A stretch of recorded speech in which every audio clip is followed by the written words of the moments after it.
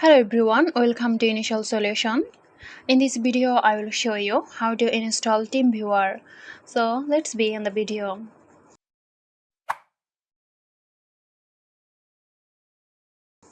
Open your web browser and go to teamviewer.com.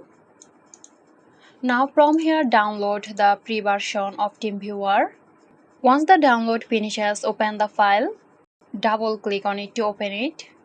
In the setup window, select default installation and then click on accept next.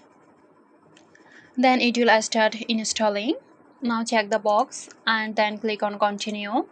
Now you will see your ID and password here. You can share this with someone you trust so they can connect to your device. So there you have it.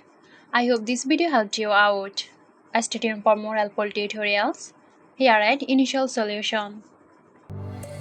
This video is sponsored by Zerosoft. Zerosoft offers graphic design, UI UX design, digital marketing and web development. Elevate your brand with Zerosoft today. For more details, check the description box.